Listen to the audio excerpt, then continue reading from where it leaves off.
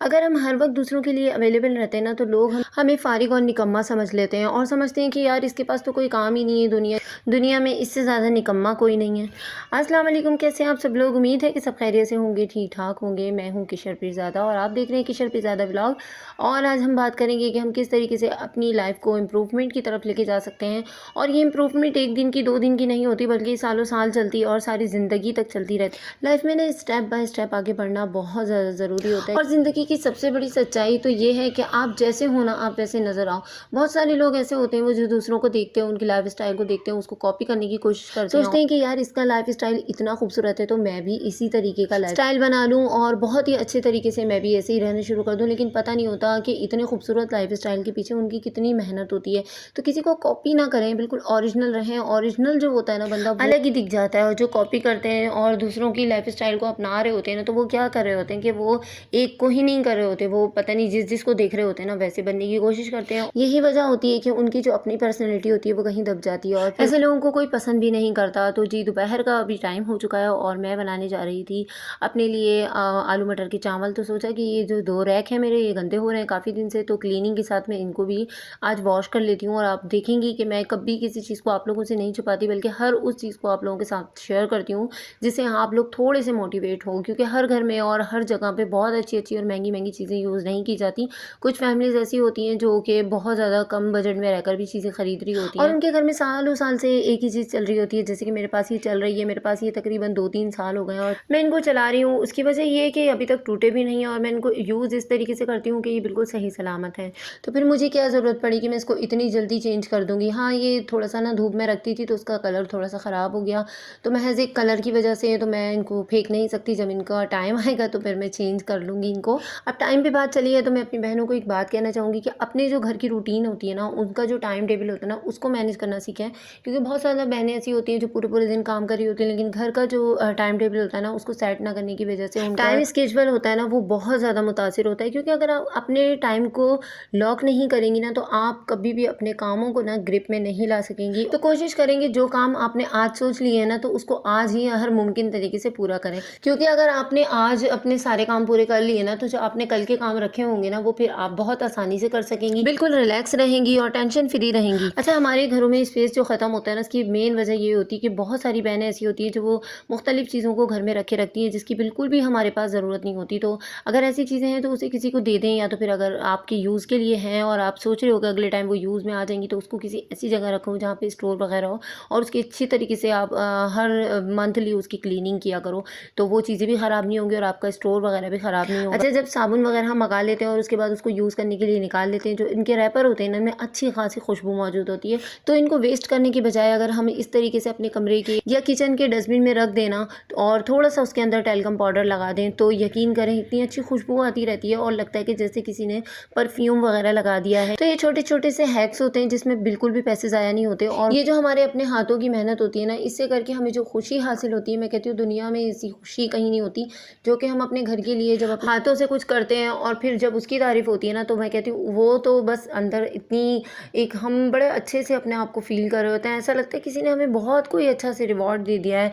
और अपने आप को ना इस तरीके की रिवॉर्ड अगर कोई ना भी देना, तो अगर हम खुद अपने आप को दें, तो मैं तो कहती हूँ कि इससे अच्छी बड़ी कोई बात ही नहीं हो सकती। और आप देखोगे कि कभी हम अपने आप को अच्छा समझते हैं ना, तो हमारा जो कॉन्फिडेंस लेवल होता है वो कितना अप हो जाता है। और अपने घर को ऑर्गेनाइज़ करने के लिए, अपने घर के काम-काज करने के लिए ना, मैं कहती हूँ कभी-कभार तो पूरा ही दिन लग जाता है और बिल्कुल भी पता नहीं चलता कि टाइम किस तरीके से निकल चुका है।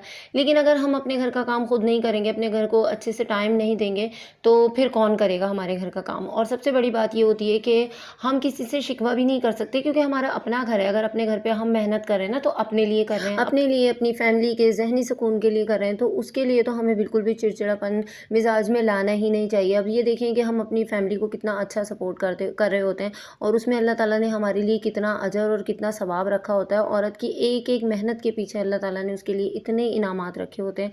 तो कोशिश यही करनी चाहिए अपने घर को जब हम संवार रहे होते हैं, सजा रहे होते हैं ना, तो उसमें हमें अपना प्यार और अपना जो खुलूस होता है ना, उसके साथ-साथ थोड़ी-सी जो है ना खुशदिली भी रखनी चाहिए। क्योंकि हम जो मुँह बना के काम कर रहे होते हैं ना, तो बाकी जो फैमिली मेंबर्स होते हैं, उससे उनके ऊपर बहुत बुरा इफ़ेक्ट पड़ता है।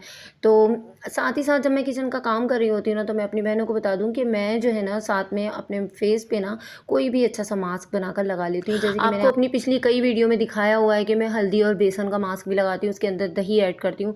लेकिन ये वाला मास्क है ना, ये मैं शादी से पहले लगाती थी और मेरा फेस जो है ना इससे बहुत ज़्यादा ग्लो करता था, बहुत अच्छा था। तो फिर वो बच्चों में शादी हो गई और फिर उसके बाद बच्चों में बिज़ी होकर मैंने ना ये सारी चीज़ें छोड़ दी क्योंकि इसमें बहुत मेहनत लगती है। और फिर मैं जॉइंट फैमिली में रहती थी, तो अब मैं जब सेपरेट हुई हूँ ना, तो फिर मैंने स्टार्ट किया इसको दोबारा से लगाना। तो वही मैं आपके साथ शेयर कर रही हूँ। इसमें से 1 या 2 बादाम ले लेती हूँ, जो मेरे पास घर में हर वक़्त ही अवेलेबल होते हैं क्योंकि बच्चों के लिए आ रहे होते हैं और ये मुझे बहुत आसानी से फिर मिल जाते हैं, तो इस वजह से मैं इसको दोबारा यूज़ करना स्टार्ट किया है।